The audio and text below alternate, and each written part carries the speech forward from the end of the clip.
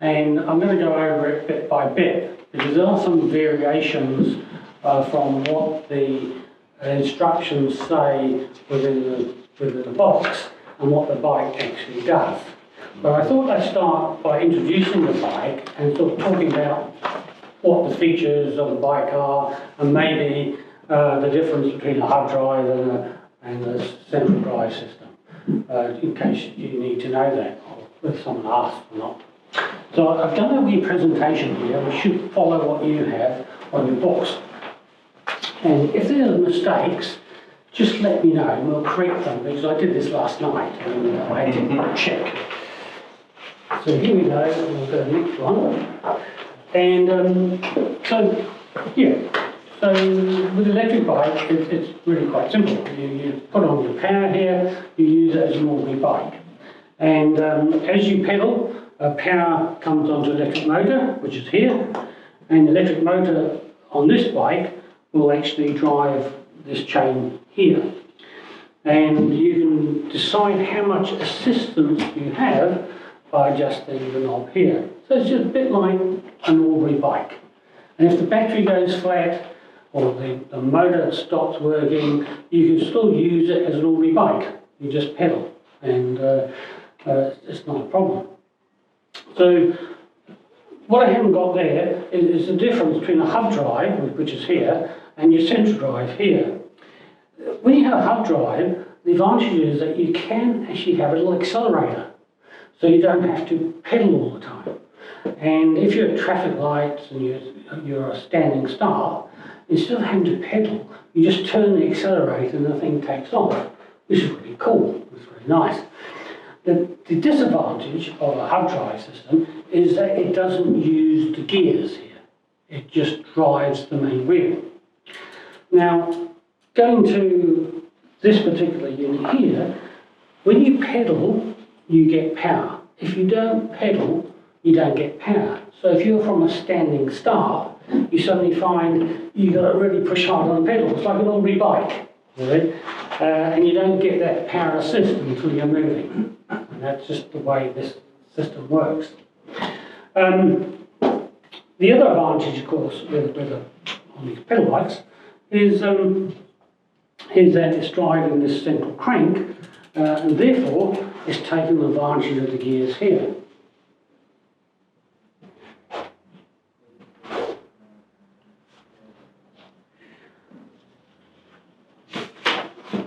Is that clear? Anyone want any further explanation on that? Any questions?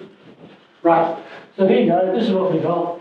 We have the LED here, which has a number of features. We have, let's see, I'm just going to pull that one out. Ordinary, the 8-speed Shimano's, 36 volt battery. You can get 48 volt batteries and 36 volt batteries on electric bikes. This is a 36 volt battery, and as you look underneath, it's a 36 volt motor on there anyway. It says here estimated travel distance, and this was asked before, about 70 kilometres. Well, it really depends on a lot of things. How flat the road is, it also depends on how heavy you are and how much you load the bike up to. I have one of these bikes, and I've got a nice little saddlebag thing that fits on the back. I've got lights and flashy things on it. I've got mud guards. So it's a lot heavier than what it was when I bought it. When it came, it was naked like this, basically a basic bike. So I'd say you get about 70k on a full charge with that on a flat road. And if you weigh about 60 to 70 kilograms. If you're a heavy person, it could be a little bit less. So what I will mention now is that these frames are limited to 90 kilograms. So if the person who bought the bike is complaining about problems and they're a large rotund person, they may exceed the limit of what the bike's designed to do. It's just something worth thinking about. We have just front brakes, and we have a light aluminium frame, which is why it's limited to 90 kilograms.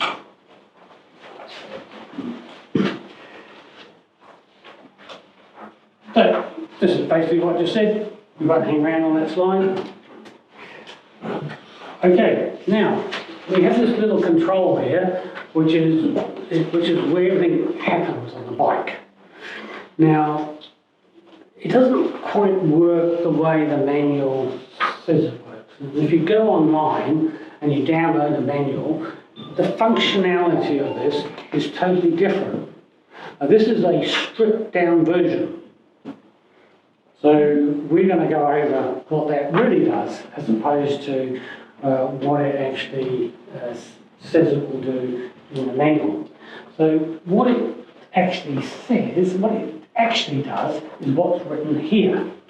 You can, with pressing the buttons in the right order, also get average, maximum speed, total distance, trip distance, and you'll also get your error codes pop up. So all this information is on this little display here. And how to get this information sometimes is tricky. Now, these are the error codes that can pop up. I thought I'd put the error codes first because this is a service presentation. And so here are the actual error codes as per what the company says should be there. Plus I've added one, which is number 26, but we didn't have it. So when you look at error codes, we didn't have 26, but we've had error 26. And nobody knew what error 26 was, but eventually we had an answer for that. So I stuck it to the list. And when you get an error, you get something like that pop up. Error. This is 30. Now, I've also stuck a little question mark next to hall signal abnormality. And that is because there's no hall sensors on this thing, as far as I can see. So I don't know what that means, but maybe it's if they have a different controller. Right, because this thing here is independent to the controller. I think they're made by different people.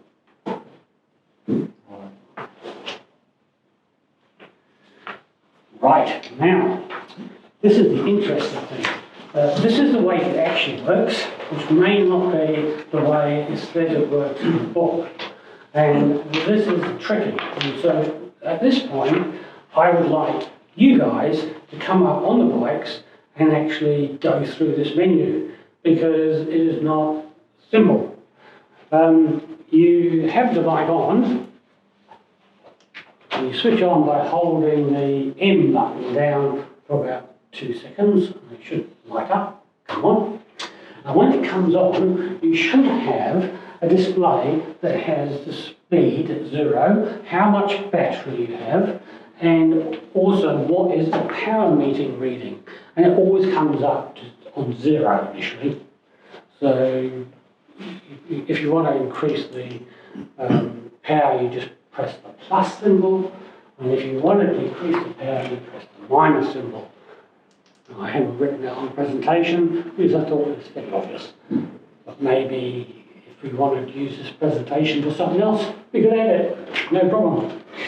Anyway, so if we decided, hey, we'd really like to know how long that trip was, okay, we then have to get 2 fingers, or use 2 thumbs, and we hold the M button and the plus button together.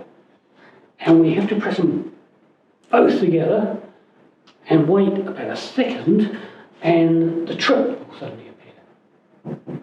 And then if we turn around for a few seconds to present to people, it'll disappear, right? So if we now want to go to the OD odometer, that is how far you've done on the bike in total, right? So you've had the bike a year maybe, you've done 500 kilometres, it's there on the ODI. So to get there, you'd actually press the M and the plus button, and then you get the trip, and then the M and button press the M and plus again, and then you'll get the odometer. Okay? And now we've turned away, it's gone back to 0. If we want to look at the ride time, right, and that's the total time you've actually ridden the bike, you have to now go M plus, M plus, M plus, right time appeared. Okay? So what you can do, of course, if you're at this point, if you're at the odometer, and then you press M plus again, then you'll move to the next level. So what we do here, we go trip, odometer, right time, average speed you've done, and the maximum speed you've done, right? And it's press, press, press, press. Take your finger off too long, and you say you want to go to max, and you sort of scratch your nose at the odometer, you've got to start all over again, okay? So my suggestion is that we get up and try it, so we can sort of feel what it feels like. Because it's all right me doing it, because some people press the M, hold it down, and suddenly goes off before they manage to press the plus, and things like that. So it really pays for us just to try that and go through it so we can see how that works. So what say we do that on both bikes, just so we know that that works.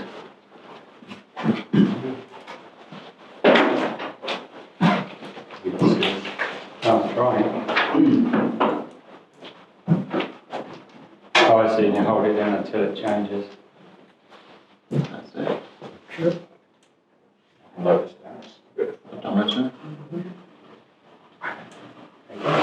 And it's gone back. Yep. Right, So, So each push has to be about a second, 2 seconds. Just keep on pressing the plus and M. yeah, keep pressing away.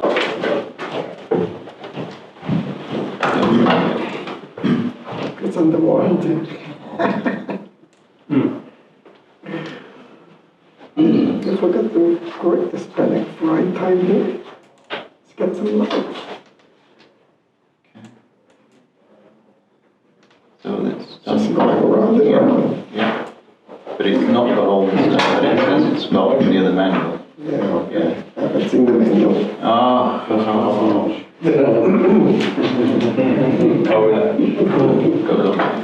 like that.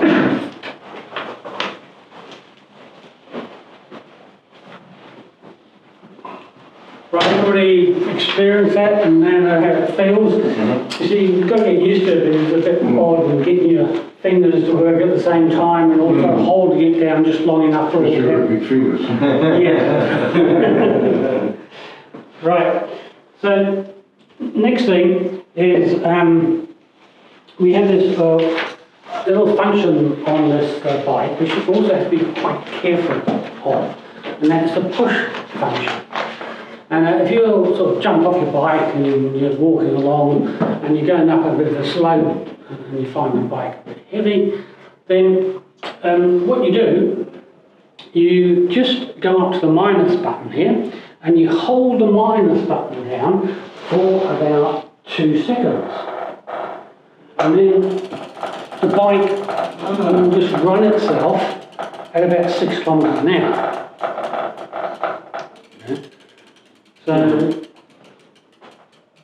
So minus button, and you hold it down for 2 seconds. Then it kicks in. Now, when I say be careful, it's because if you hold down the minus button, it starts pulling you along, and it can take control if you're not careful. And you find some old lady pops out of a shop and you're sort of with your bike being pushed along. You have to remember to let go of the minus button. Right, as soon as you let go of the minus button, the thing just stops. Right, so that's a little feature which is quite a nice little feature if you're actually pushing up a slope. But it also can be a bit dodgy. Could I ask a question, please? Yes. For instance, I have the bike like that, sitting on the stand, and I go this really sophisticated way, press the minus button to check the engine, just, to see it's everything going well with battery and engine and stuff. Yes. What about the error codes, when they are coming in actually? In general, when nothing works anymore, could I see it on a display, or when is it happening actually? Depending on what the error is, depending on what the fault is. For instance, okay, I understand the customer bringing back the bike and it always shows the error code. Is it like that? Or, No, the error code will appear when the error occurs. So if you switch off, of course the error is cleared. When you switch on again, okay, okay, it shows up immediately after switching on. no, No. you'll just get the ordinary display. Yeah. As soon as you try and do something with the motor, electronics, Yeah. if the fault is associated with what you are trying to do, then the error will pop up. But Okay. for instance, if we have a sensor error, okay, Yeah. and you press the P button or the minus button to walk along, Yes. there will be no error Okay. because there's no error affecting that function. Mm-hmm. Is that Yeah, clear? I understand, yeah. So next one is the question that everybody keeps asking me. Right? How do you get rid of the trip? You've just been on a long trip, right? Now we want to get rid of it in zero because we're going on another trip. Right? It's really quite simple, but not clear. What we do this time, instead of pressing the M and the plus button, we press the M and the minus button. Mm-hmm. Right?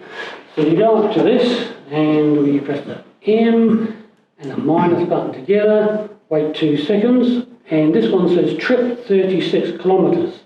Now let go, and it goes back to, the display goes back to the normal display. It doesn't actually show that the trip's 0. But now if we go back again and we press M and minus, in there it's got trip 0. So although we press them both, it doesn't go to 0 when we actually press it. Right? So it's something to realise. You say, well, hang on, it's still 36 here, it's still 36. I'm holding this down, it's still 36. Let go, do the same again, and you'll see it's gone back to 0. So what you can do is, we can try that. Okay? So I'll just see if this got any numbers on the trip. Yeah, it's got 0.1. So please try it so you get a feel for it. But it's the same as you would do for the other menu, but the other direction. So you're going to come up here and just get a feel for what it feels like. But again, you've got to hold it down for about 2 seconds. Minus. Hold it.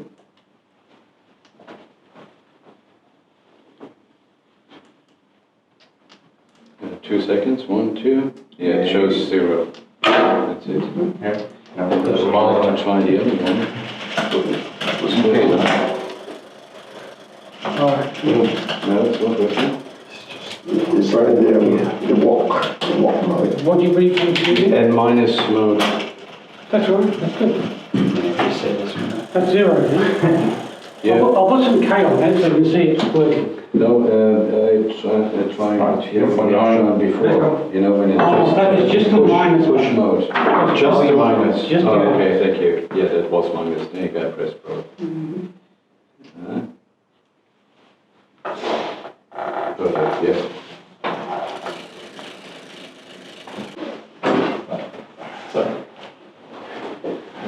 So all I thought I'd do was just quickly mention how much power we get when we actually choose a different power level.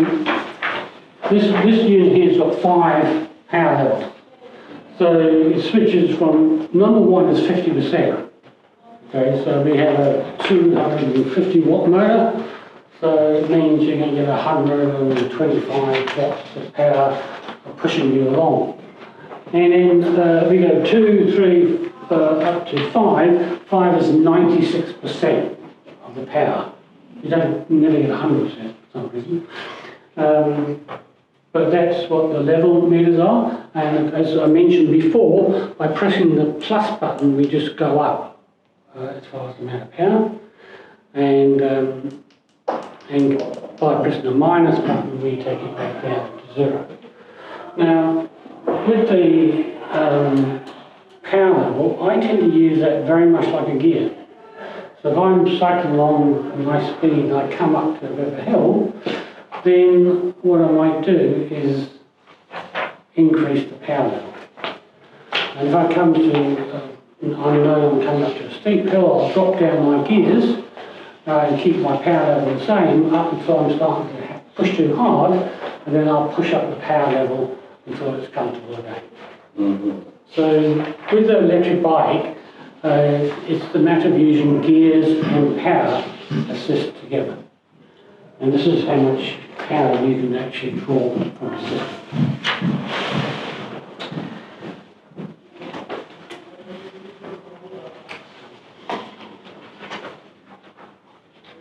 Right, there are some other things that happen on the bike, which aren't actually described anywhere.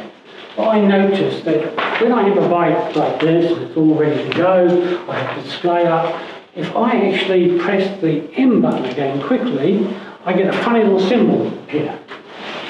And when I have that symbol appear, I notice that I can't increase my power anymore. I'm sitting here and little symbols there, and you see a little symbol here?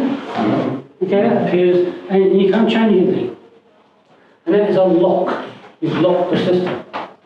So if you're pedaling along at sort of 18 kilometres and you're in power setting 3, and you press the M button for a short period of time, a little lock comes up, right? And you find you can't change your power anymore.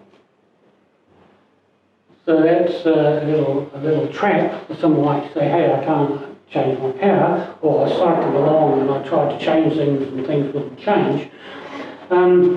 This is a lock, which and it's a quick press, so you can easily knock it. Yes. So once you press that, once you've got a symbol there, you can't change your power settings. So if someone comes along and says, oh, this thing, look, it's got 0 here, and I keep pressing this plus sign and nothing's happened. Or you say, oh look, I've got 3 here, and now it's gone to 0 or whatever, and that's because you've actually locked it in place. So it's something, it doesn't say that in the book, but that seems to be what it does.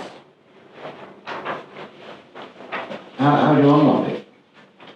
Press it again. Sorry, Mark, how do you unlock it? Press it again. Oh, just press it again. Right. Yes. It's just a toggle. It's just, right, toggle on, toggle off.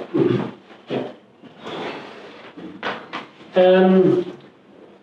The other thing I found when I was fiddling with it, okay, it is possible to change the voltage of the display unit. And if by some reason you're playing around with this display and you suddenly discover that the power indicator here has just got 1 on it, and you know your battery is fully charged, because when you actually press this little button here it says fully charged, you may have accidentally changed the voltage if you've been pressing all the buttons. So if, for instance, you hold the plus and the minus button down when the unit is switched off, right? So the unit is off, there's nothing on the display here, and you press the minus and plus button down, and then at the same time you press the M button to switch the thing on, it'll pop up with 48 volts, okay, and then you'll get a display like this with a battery which is empty. Okay. So to get back to where you were, you switch it off the normal way, and you do the same thing again. You put the plus and minus, and you press the M button, and it'll come up 36 volts. And then it'll pop up and be in the normal state. Will it work on 48? It'll work, But you choose for the battery. well, it doesn't choose for the battery, because all it's doing is telling the electronics, I'm measuring 48 volts. And when it's measuring 48 volts, it says, well, I haven't got 48 volts, which is full. I've only got 36, which is about empty. Okay. Yeah. Right? So it'll still work, but it'll think it's got no power. Right? So it's something to be aware of, that is a setting that can actually lead you astray. Accidentally pressed. So I would suggest you not fiddle with it, but if you do have a problem, that may be what the problem is. That is not written anywhere. That was, I was fiddling and I discovered it. So that's a basic control of the bike. Right? So what we've done is just look at the normal operation of the bike, really. And now we're going to actually talk about the components and how they all work together. So with an electronic bike, we have a number of components which are additional to what you normally have on an ordinary bike.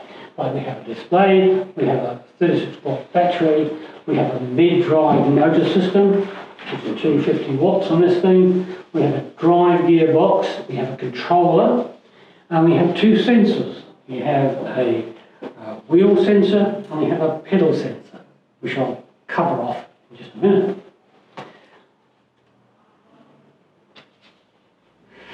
Now, I would suggest that if you're going to explore the electronics of this thing, that you remove the battery.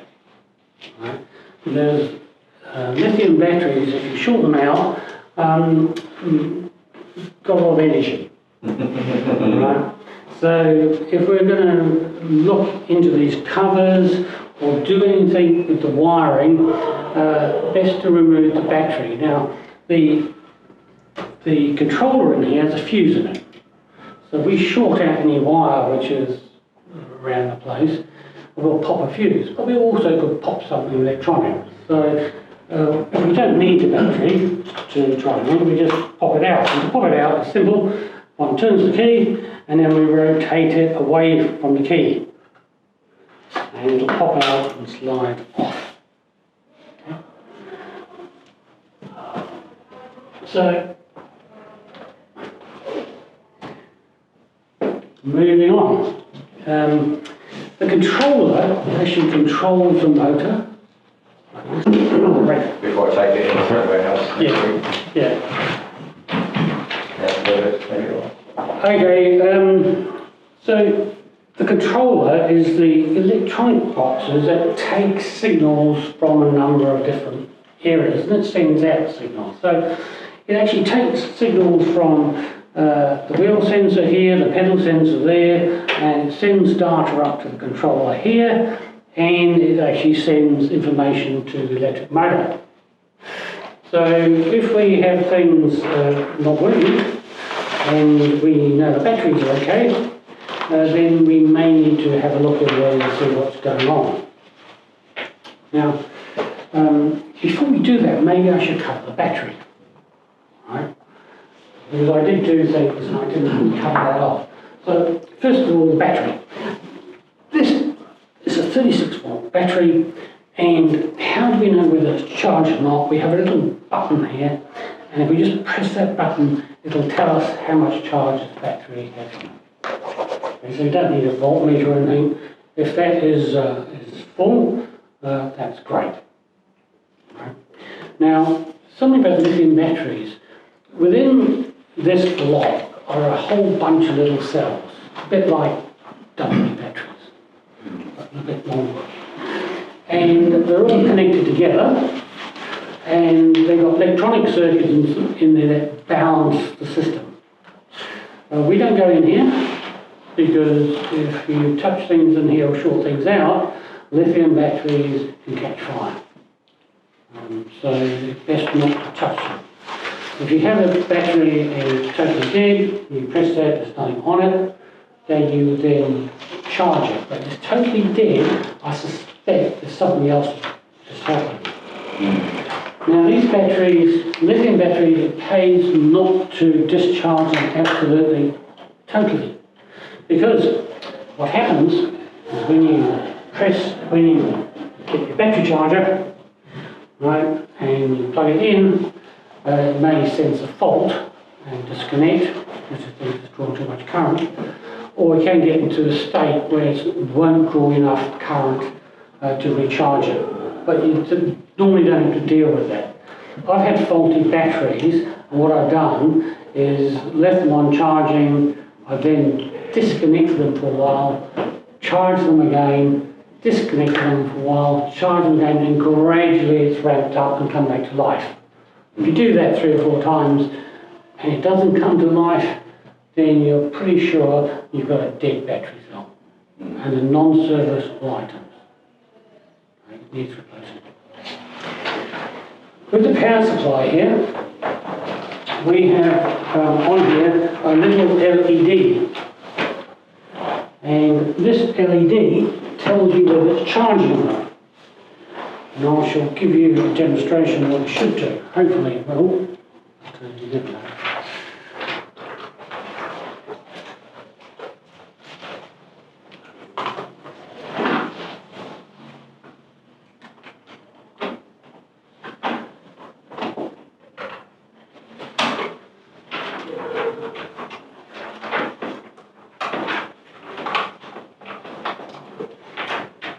With the power charger, when the unit is fully charged, it'll be on green.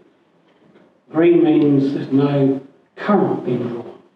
So the way these things work is they're measuring the current going into the battery. So if it's green and you have an empty battery, again you could possibly have a faulty either battery or a faulty charger. So it's something to be aware of. And when we plug a battery in, usually when it first comes up, it should be red. Okay, that's meaning it's charging.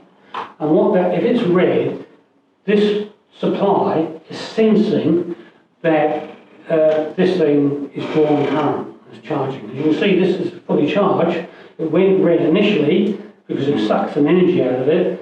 Then this says, hang on, it's not sucking much energy now, I'll switch back on. So that's now off.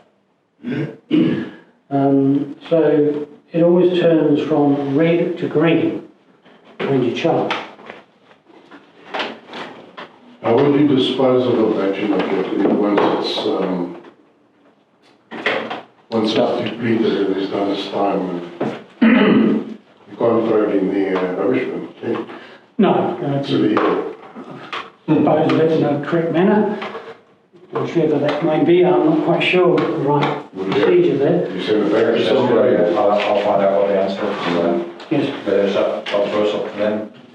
I got a friend who services these batteries, but it's not recommended that they are serviced.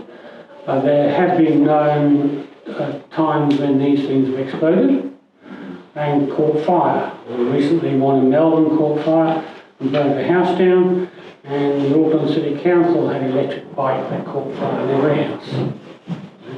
My suggestion with powering these things is once the battery is charged, switch off the power charger, just in case. When you hold the battery, you'll find it's quite heavy. And that's because it's in a metal container.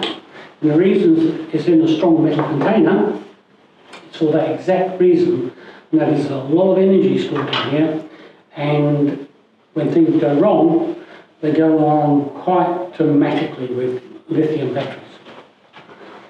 So that's why that's built the way it is. So now I've just covered the battery. I'll go back to the controller. The controller is hidden behind a plastic cover. That's the problem in itself, because the cover is quite fragile. So just if we undo these screws, we'll expose the controller.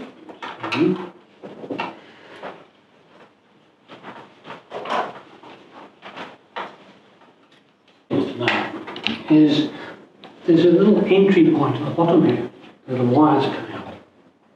Right, so it's important to know that, because when I take the cover off, you'll see why. And also this end screw is shorter than the other screws. So you've got one screw which is of a different length.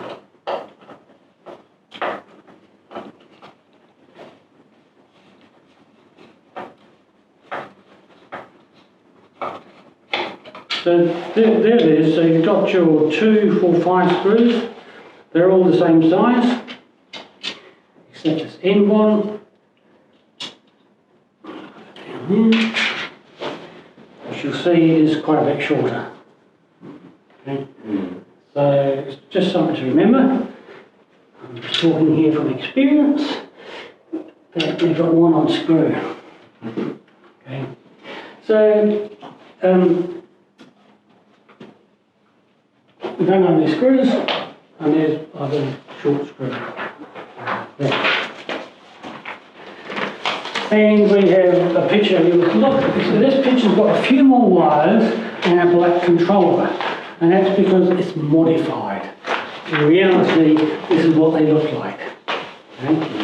So this is where the waterproofing comes in. If this thing here just sits there, this little square box.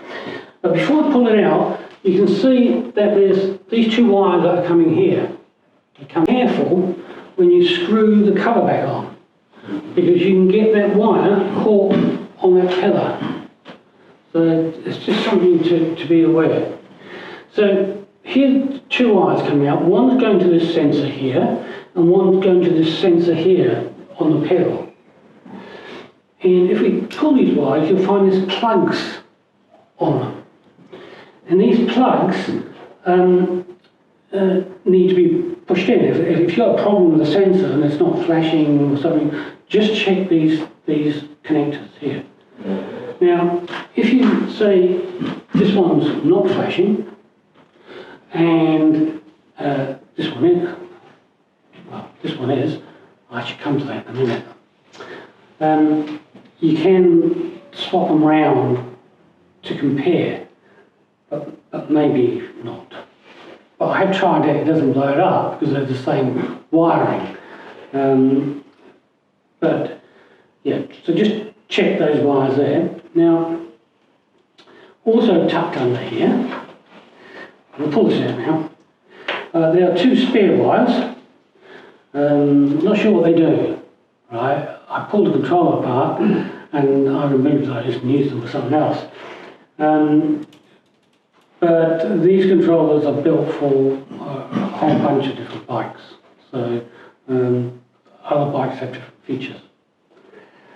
And we then have a wire here which is a plug. This is a plug connection.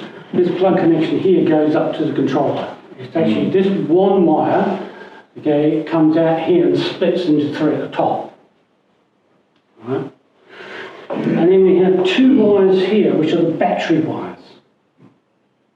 Okay, so if we get this out and we want to now check the voltage to here, we should get 36 volts across that these 2 terminals, DC. So this is red one and black one? Red and black, and that's when you put the battery back in. Yeah. The reason I say take the battery out is just in case some of these insulators have come apart, or there's something not right in there. And then if you pull this out, it's going to short out. Yeah. So best just to take the battery out while you pull these things out. And then you can measure across these 2 points here and measure if you're actually getting voltage out of the battery. So normally you should have voltage sitting there, 36 volts. So if you really want, if you're not sure about everything else working, you can just check there to make sure you have that voltage if you have a voltmeter. And then you have 3 wires which go to the motor. Right?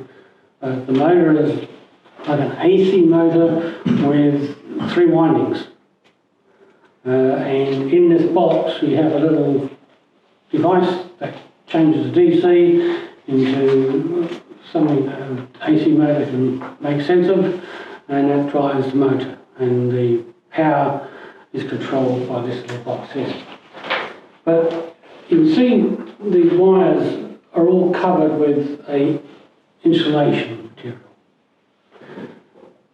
And if water gets in, water gets in. It shouldn't, you only got 12 volts here, so it shouldn't be that much of a problem. But it's not that waterproof. And even this little box here, my suggestion is a non-serviceable item. So if you have a situation where electronics don't work, this display just doesn't light up, or it gives you continuous errors, and you diagnose it as this box here, you would just unplug all these leads and then plug a new one in. You wouldn't take it out and service it. Because the circuit board in there is just multi-sided with surface-mounted components, and it's covered in a black rubbery stuff, and that black rubbery stuff is not an installation of any sort. It's actually to stop vibrating, stop the wires vibrating. And then to put it back, it just pokes in, you've got to poke all these wires back in and get everything back in here, which in itself is exciting. So push all this back in. There is plenty of room, but they're all poked in there. And these can be pushed in here.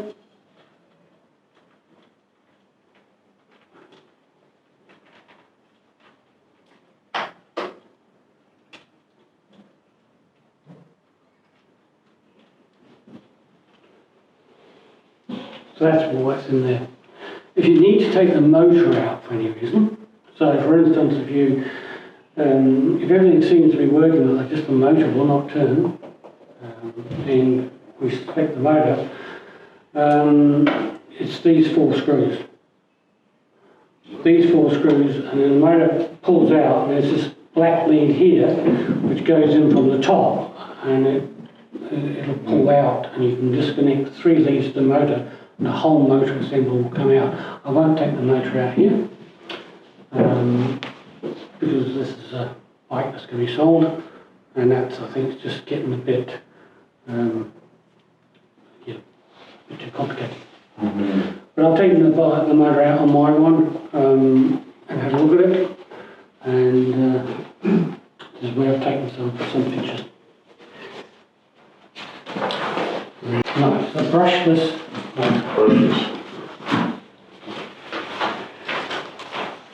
So this is the motor, gives you an idea what it is. You've got 3 wires here. This is a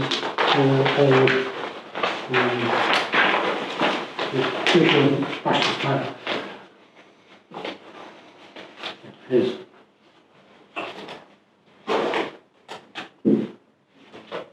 Is that casing waterproof, Mark? No. Not run the motor either? No. It's There's no rubber wash around, is there?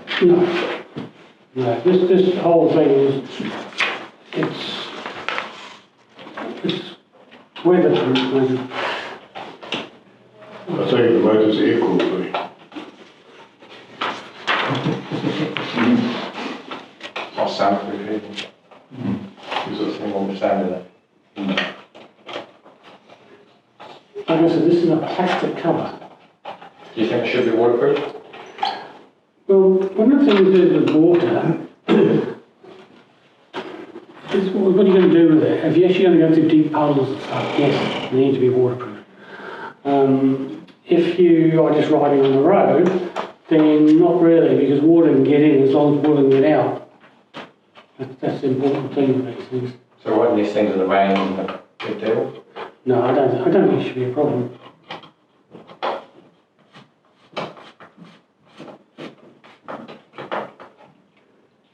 From the guy that washes his bike with a hose.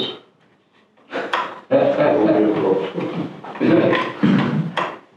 I think if you wash it with a hose, you might pay to take the battery out. Okay.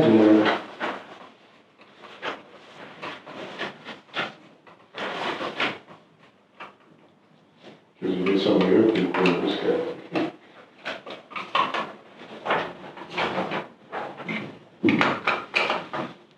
So the trick is not to over tighten these, because, as I said, this is a plastic cover.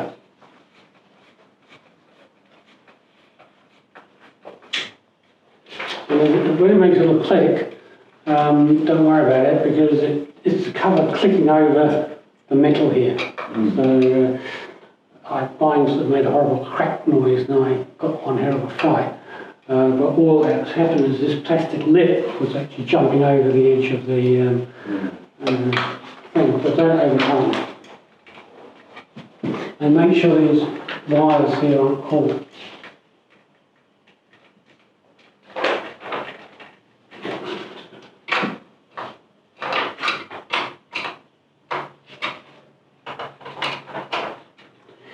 Right.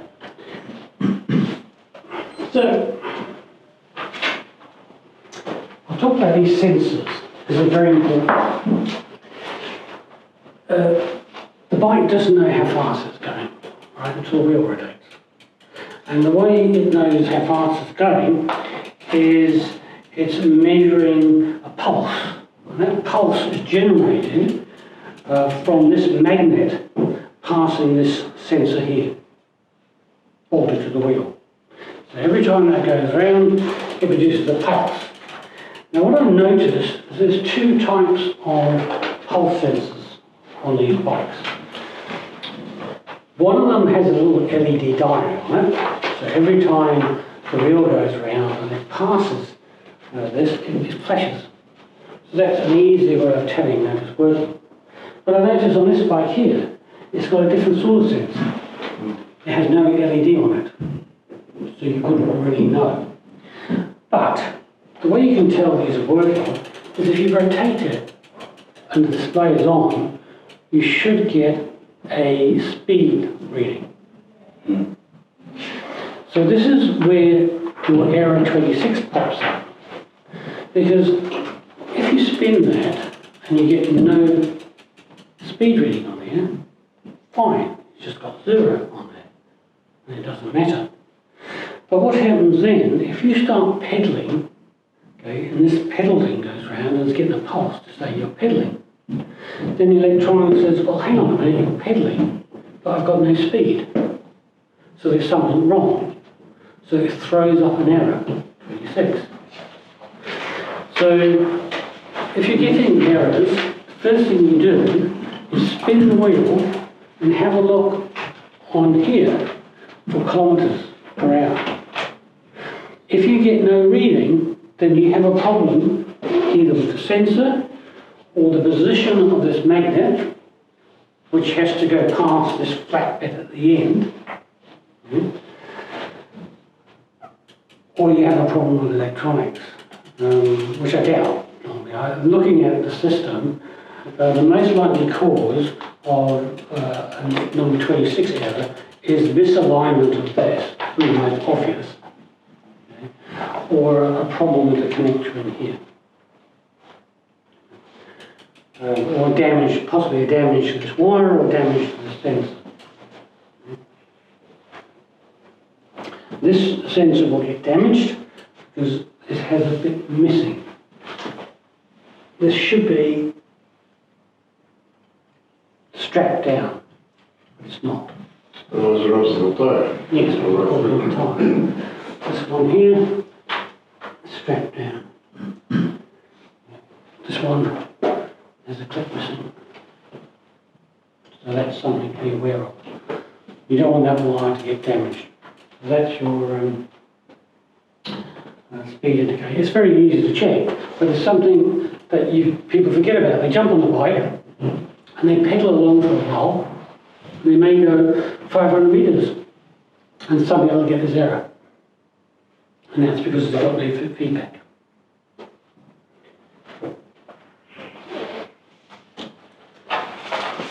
The pedal sensor is quite again, it's obvious. If you're pedaling, you want to know that you're pedaling. And so they have a little LED on the sensors. And this one, it does have an LED on, and this one also has an LED on. So they haven't changed that. So every time the pedal goes round and round, you are going to get a little pulse. And as soon as you get the pulse and it knows you're pedaling, it will apply power. It does not apply power until you pedal.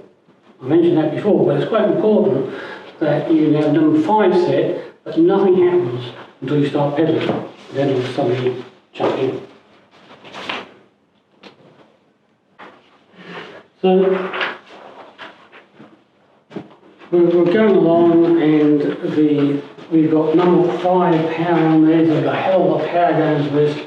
We're whizzing along, and suddenly some old lady runs out in front of us. So we apply the brakes. Now, we've got 250, or maybe 200 watts of power pushing us along, okay, and if we hit the brakes, we've got our weight plus the power of the motor and everything applied to these wee brakes here. So what you do, you need to disconnect the power from the motor. So if you look at the brake setup on these bikes, you'll notice an extra wire, and that is a switch. As soon as you apply the brakes, it disconnects power to the motor. And both sides. So even if you do the front brake, okay, what you don't want is the front brake to be operated and then the back wheel pushing you along. Okay, you're going to get into a bit of trouble. So that's what those switches are for. And so they're really quite important, those switches. And there is an issue that we need to address. And that is that these things, if the wire is open circuit, in other words, there's no continuity through, then the actual controller does not know that you've applied a brake. So if one of these wires here, we've got 3 wires in this loom, okay, right, one of these wires goes to your controller, your display. The other 2 wires go to your brakes. If one of these are undone, okay, and you apply this brake, okay, it does not tell the motor to stop. So it's not like a dead man switch. So when we open circuit, it doesn't mean we don't have any power to the motor, we still have power to the motor. Okay? All that happens now is that when we apply the brake, the power is still on the motor. Right? So it's something just to be aware of. We can put this on.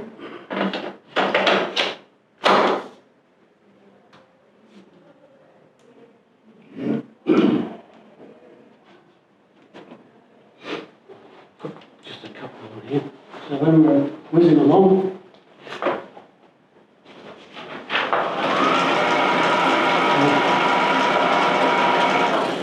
so as soon as I press the brake, the motor stops. Then I hang off the brake. I should have done the front brake because I hit it. So when I pull this handle slightly now, there's still power. Okay? So if I put that on,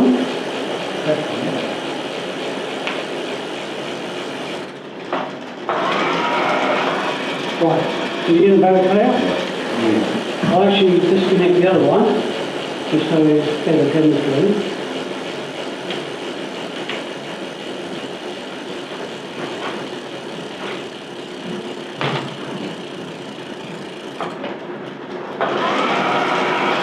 Up.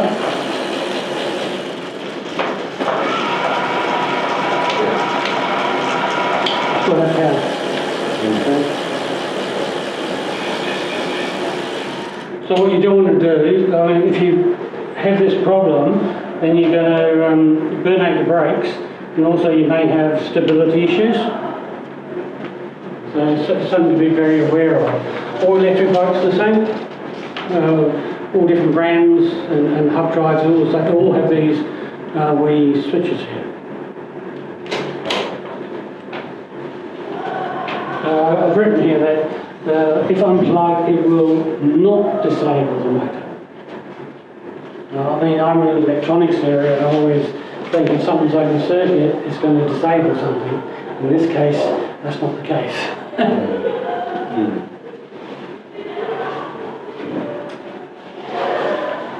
Now, if you need to get at the gears, what I did, I pulled out a motor here, and I then sort of took a picture down the hole, and there's the gears, the metal gears, got the nylon gears that made funny creaky noises. But all the ones I could see were metal, which look quite well constructed. So you shouldn't have problems, but it does expose it so you can actually look in there and see if you've lost teeth or something on your gears if you need to. What does make that creaking sound? Sorry? What does make the creaking sound? I'm actually not quite sure. I think it's just the way this is mounted. Because, you know, most of these bikes I've worked on, they have a creak that comes from here. So whether this has got a nylon type bearing on here or something, I thought they had nylon gears, but like I said, I pulled this apart and look, it's not.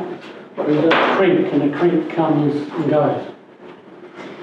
The thing we need to remember with electric bikes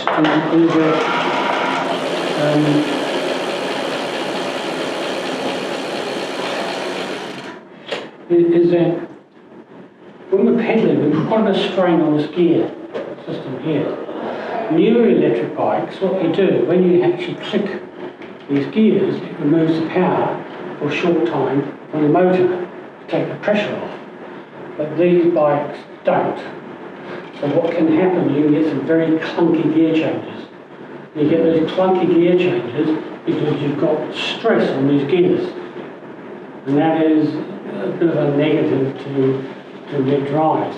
You can get some real modern mid-drives now that actually don't use chain anymore. They use a belt drive system. But then they don't have the gear system here. They've got built-in gears within the hub. So that's one way of getting rid of it. But the present technology, using this sort of system, you do put stress on those gears. It's just something to be aware of. So that's a basic overview of the bike. I'm happy to answer questions that I may have answers to, but I'm sure there may be others in the room who may be able to answer them if I cannot. So, You have to set the size of the wheel. no. The electronic controller built in is made for a certain size wheel. The more expensive one of these, I assume it's more expensive, or the standard model of these, you do have a facility within the software to change wheel size. So as you see, what you could say is, well, can't I actually just change the position of the little thing here, and then if I have it further towards the middle, wouldn't that make a difference? No, it doesn't. So changing that position has nothing to do with wheel size. So the only way you can, if you want to change your wheel size, you need to get a different bike or different control. These Ericodes, as like instructions how to solve them? Depending on which one? Yes, the Ericodes. That's the one can hit most questions. Yeah. Right. Ericode 21 says there's something on the current, I'm drawing too much current. Okay. Well, most likely because the motor's gone stuffed. Okay. So, New motor. new motor, I expect. 22, if you have error 22, there's something weird going on if you don't have a throttle. Right? If you had a hub motor, you'd have a throttle. You shouldn't see that. You should not see an error 22. If you get an error 23, it may be that one of the 3 wires that go to the motor has come adrift. Now I'll show you this. There's 3 wires. Well, there are 3 different phases because we have 3 phases going to that motor, and it could be as simple as a plug unplugged. Or it could be that if you've been fiddling around with it and you haven't done the wires, you stuck the wires around one way. Alright? But that's the 3 wires that go to the motor. That's what that talks about. 24, I've got a question mark, because what you have in synchronous motors is because the motor needs to know what direction to turn, you have Hall effect transistors, which are actually feeding back to the control motor. I can't see that this thing has got Hall effect transistors in there. There's no feedback system from the motor, so you should not get a number 24.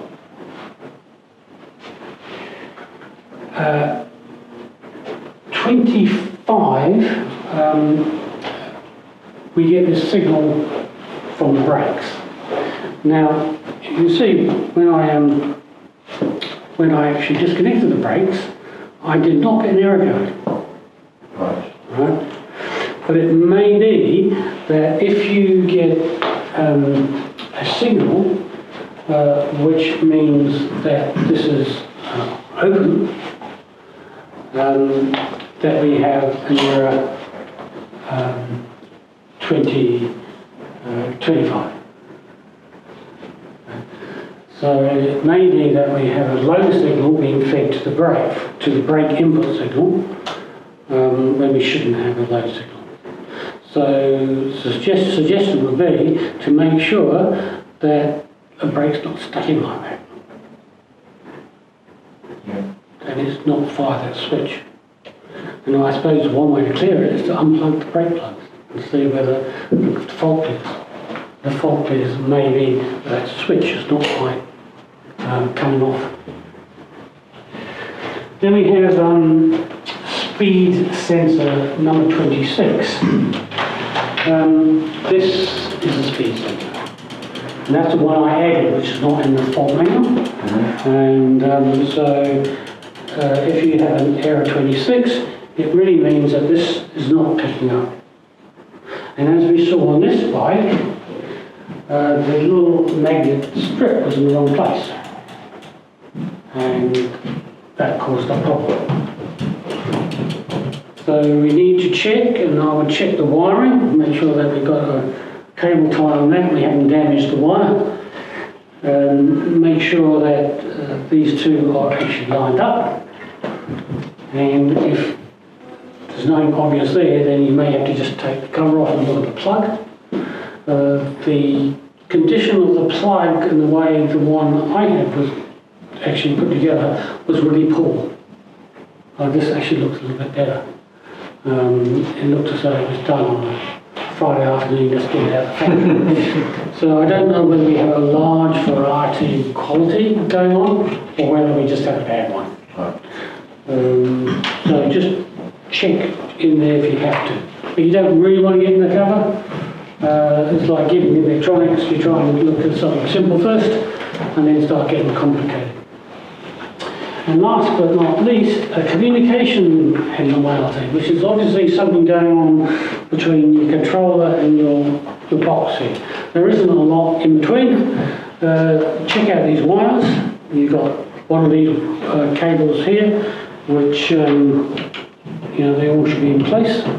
And you've got one in the controller, that big plug that goes in there, which may need to have a look at. And of course, if you actually have a display here saying we have a communicating problem, then obviously it's communicating. Logically speaking.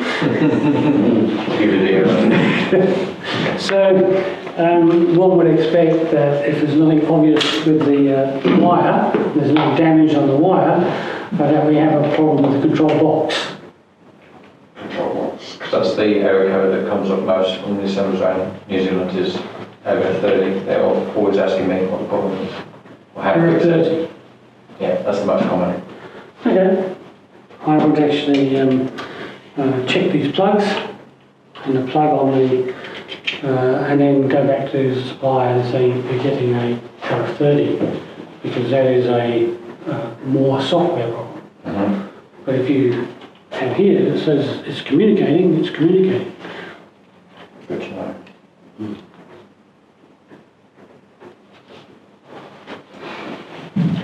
Yeah, that's good. That's good. Yeah, I have another question. Yeah. I have a bike sitting there, and the acceleration doesn't work anymore. So in a controller, I could still change 1, 2, 3 the mode of it, but it doesn't do any acceleration at all during pedaling, whatever I do. And I checked this small lock, what we have, there was a description over here, you could pick up and lock this and unlock this. I did that as well, but it doesn't change anything. Okay, so when you have it on here and you turn the pedal, it doesn't suddenly jump up. Well, do you get a speed indication here? I haven't checked the speed indication now. Okay, well, what you need is you need to check the sensor here on the pedal. Okay, because what it's saying is it will not apply power until it gets a signal from this pedal that you're pedaling. Yeah. Okay? So the most likely cause is either this one sensor here, and it's got a little LED on it, and every time you turn the pedal, it should flash. Okay, so I check the LED So it's first. not flashing, the sensor's faulty? Good chance we'll check the plug, Yeah, yeah, okay. and then if it's not flashing, it could be the sensor. Thank you. Okay, if there's nothing else, thank you very much for your time. Thank you very much. And, yeah. Just a card. The next Certain rules that to you remember. 7 But it's the same people that do is the Uber Eats and all of those that are doing some of the sort of stuff. So let's pay more. There is some. Oh, well, I'm going to help these guys. Right, we'll leave it to it. Thanks very much indeed. Right, so you're in control? Doing this than, crickets and tumbleweeds and I can't get my laptop to Well, yeah, but you know that I that's think not every day of the week, is it? I have no charger. And Does it make But any it's difference? definitely. It's nice having these sorts of people on board, like Stefan is good. He's not- yeah, no, that's all.